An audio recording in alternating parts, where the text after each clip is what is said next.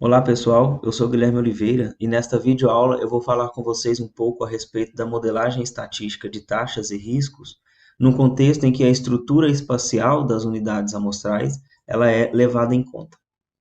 Antes de apresentar propriamente o modelo, eu vou apresentar essa figura para motivar um pouco da importância do uso dessa estrutura espacial ao longo da modelagem.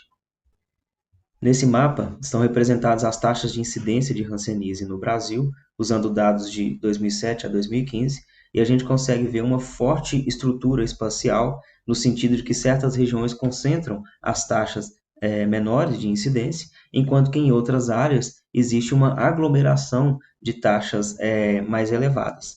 Essas taxas maiores ou menores, elas se distribuem de forma que regiões vizinhas tendem a ter taxas similares, e é isso que traz essa estrutura espacial bastante marcada para esse problema. Como um outro exemplo, vamos considerar a distribuição do percentual de casos de Covid-19 nos estados brasileiros, que é uma análise disponível dentro da plataforma PAMEP. Nós conseguimos perceber, mesmo nessa análise mais agregada, que alguns estados concentram taxas maiores enquanto outros têm taxas menores, e existem certos padrões espaciais no sentido de que alguns estados vizinhos tendem a ter taxas próximas uma das outras, estados com taxas mais elevadas tendem a ter vizinhos também com taxas mais elevadas, e tanto nessa subplataforma da Covid ou subplataforma da Hanseníase, seria interessante, então, ao modelar as taxas e riscos de incidência desses eventos, considerar a estrutura espacial de alguma maneira. Dito isso, eu vou entrar agora um pouco mais em notação matemática para explicar a estrutura básica do modelo que é mais utilizado nesse contexto da modelagem espacial. Considere que nós estamos trabalhando sob um mapa formado por N regiões, cada uma delas indexada por um subíndice I, e que o total de casos para o evento de interesse seja representado por essa variável YI. Então, esse YI pode ser o número de casos de Covid, o número de casos de Hanseníase, e a partir desses dados observados, essas contagens de casos, a gente consegue modelar a taxa de incidência ou risco relativo associado a esse evento. Isso é feito através da especificação de um modelo probabilístico que supostamente gera essas contagens para a gente. O modelo mais comum em estatística para tratar dados de contagem é o chamado modelo Poisson, que depende de um parâmetro, que aqui está representado pela letra grega μ. Então, cada área tem um parâmetro μ, e esse μ representa para a gente, dentro dessa minha notação, a taxa média de ocorrência do evento numa área I específica. A forma mais comum de se fazer essa modelagem é especificar um modelo de regressão, onde a variável resposta é o logaritmo dessa taxa que a gente deseja estimar. E, linearmente, esses fatores são associados a esse modelo para que os parâmetros possam ser estimados. Então, nessa parte, pode estar gerando alguma confusão na cabeça de quem não tem muita familiaridade com essas partes de modelagem de dados de contagem, mas não é nada muito complicado. Quando a gente olha para cada termo dessa expressão representada nesse modelo de regressão, por exemplo, a gente começa a compreender melhor, de fato, o que é preciso para que a modelagem possa ser conduzida. O primeiro termo que aparece aqui, um logaritmo de uma variável que eu chamei de PI, é um fator, na verdade, conhecido e fixado. Na literatura, ele é chamado de offset, que, no fundo, é uma ponderação pelo tamanho populacional da área, porque, naturalmente, uma área que tem mais indivíduos sob risco, pode ser que haja uma maior ocorrência dos casos, mas puramente pela questão de ter mais pessoas expostas, e não por uma questão de o risco ali, de fato, ser mais elevado. Então, esse termo é um termo fixo, ele entra como um dado dentro do modelo, e é importante de ser considerado nesse contexto. A parte seguinte é a estrutura de um modelo de regressão usual, onde a gente tem alguns parâmetros chamados aqui de beta 0, beta 1 até beta k, que devem ser estimados. Especificamente, esses parâmetros beta 1 e beta k são parâmetros que indicam qual é o efeito de um conjunto de fatores ou de covariáveis externas na nossa taxa de incidência. Então, o x1 até xk são variáveis que potencialmente influenciam a taxa de incidência ou risco relativo naquele conjunto de regiões. Esses parâmetros beta 0 até beta k é o que é desconhecido nessa parte do modelo e é estimado através dos dados que são coletados, a variável resposta y, o conjunto de covariáveis e também a informação sobre o tamanho da população que de alguma forma entra aqui nesse modelo. Até esse ponto, Percebam que nenhuma estrutura espacial dos dados está entrando explicitamente na modelagem. Os dados têm por si essa característica, pois eles são coletados em áreas vizinhas, mas para que seja um modelo espacial propriamente, tem que se considerar de forma explícita a relação espacial das áreas ao longo da modelagem. Isso pode ser feito de diferentes maneiras, mas a forma mais comumente encontrada na literatura é através da inclusão de efeitos espaciais na estrutura de regressão especificada para a taxa de incidência. No modelo ICAR, que é o mais comum e mais utilizado de todos, somam-se dois efeitos espaciais àquela estrutura inicial.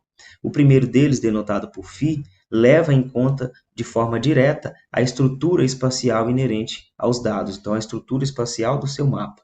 E um outro efeito, denotado aqui por θi, ele é somado a essa estrutura para levar em conta outros fatores ou qualquer efeito local que influencia na taxa de incidência, mas que não foi capturado pelas covariáveis incluídas na modelagem, nem pelo efeito espacial que foi incluído aqui nesse caso. Essa abordagem ICAR, e essa sigla significa o modelo autorregressivo condicional intrínseco, né, a sigla vem do inglês, foi proposto num trabalho de 1991, e o crucial para se entender como que a estrutura espacial é considerada na modelagem é entender a distribuição de probabilidade especificada para esse efeito φ, que representa para a gente o efeito espacial propriamente dito. A especificação de um modelo probabilístico para o efeito é necessário porque ele não é algo observável. Então, você modela, de alguma forma, essa estrutura, levando em conta a aleatoriedade envolvida no processo. Dentro dessa estrutura do modelo ICAR, a distribuição condicional colocada para o efeito espacial numa determinada área, dado os efeitos de todas as outras áreas, é uma distribuição normal, uma distribuição gaussiana, onde a média dessa distribuição ela é uma média ponderada dos efeitos das áreas vizinhas a essa área aí. E o termo de variância depende do número de vizinhos que essa área tem. Para compreender um pouco mais a fundo como que as áreas vizinhas à área I afetam a estimação da sua média, nós precisamos especificar o que cada termo desse representa. Então, esse WIJ ele é o peso de ponderação que relaciona uma área I com a área J. Esse WI+, representa a soma dos pesos associado às áreas vizinhas a essa área I, que é a que a gente está considerando aqui para estimação. E esse símbolo JTI indica que as áreas I e J são áreas vizinhas. Então, no final das contas, o que essa média está dizendo para mim? Que, no fundo, a média dessa distribuição de probabilidade que eu uso para modelar o efeito espacial numa área I, ele é uma ponderação do efeito que eu tenho em cada uma das áreas vizinhas a essa área I. Então, cada uma dessas áreas tem um peso nessa média ponderada, e essa soma para todos os vizinhos dessa área é dividida por a soma desses pesos. A variância dessa distribuição de probabilidade para o efeito, né, em torno da sua média, ela é dada por um parâmetro que precisa ser estimado, esse sigma ao quadrado, e ela é ponderada pela soma dos pesos dos vizinhos. Então, quanto maior o peso dos vizinhos na estimação desse meu efeito, dessa área específica, menor vai ser a variabilidade. Então, quando a gente pensa no mapa, e aqui como exemplo eu tenho o mapa dos municípios do estado do Rio de Janeiro, se a gente pega uma área específica, ela tem conexões diretas com as suas áreas vizinhas. Existem diferentes maneiras de especificar o que vai ser um vizinho. Em geral, a gente considera os vizinhos de primeira ordem, aqueles onde a área basicamente tem uma borda em comum, tá? E aí, quantos mais vizinhos eu tenho, quer dizer que eu tenho mais informação para estimar aquele efeito espacial. E aí a variabilidade da distribuição do erro ela é menor e é levada em conta ao longo dessa expressão. E, ao mesmo tempo, eu tenho mais áreas contribuindo para a média, né, dessa distribuição de probabilidade especificada por efeito aleatório naquela área.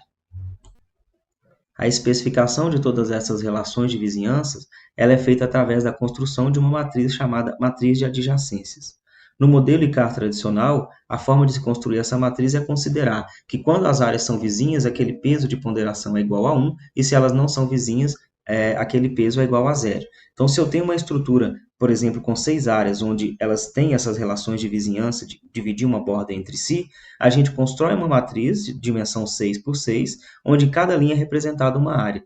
Para aquelas áreas que fazem vizinhança com uma área específica, a entrada dessa matriz é igual a 1, para todas as outras ela é igual a 0. E aí, através dessa matriz de adjacências, todas aquelas definições das médias, através dos efeitos dos vizinhos e de qual vai ser o denominador da minha variância naquela distribuição de probabilidade, ela é construída de maneira fácil. E aí, se você está num contexto prático, por exemplo, nos municípios do Rio de Janeiro ou nos bairros da cidade de Belo Horizonte, essa matriz é uma matriz de ordem maior, mas ela é construída diretamente, simplesmente olhando para essas ligações de quando seus vizinhos, as regiões possuem uma borda entre si em comum ou não. Para finalizar a nossa aula, eu trouxe um exemplo do resultado que pode se obter com a aplicação desse tipo de modelo. Aqui é tratado o número de casos de tuberculose no Brasil num determinado período, feito por esses autores em 2020, e a gente consegue ver algumas regiões onde se concentram números, em gerais, mais baixos de casos de tuberculose e outras regiões onde, em geral, esses casos são maiores. A soma daqueles dois efeitos, o que é estruturado espacialmente e o outro efeito local, é trazida nesse mapa aqui da direita, e a gente consegue ver que a estrutura consegue, de fato, representar a ideia espacial que a gente vê na distribuição do número de casos. Então, aqui no oeste de Minas Gerais, algumas regiões aqui do centro-oeste, o efeito é negativo, e então ele tende a diminuir a taxa de incidência nas áreas que fazem vizinhança nessa região, enquanto que áreas onde a incidência é maior, de fato, a gente vê que o efeito tem uma tendência de contribuir positivamente para a incidência daquela taxa, e é um resultado interessante nesse caso, e de fato a gente percebe, né, a relação espacial bastante marcada.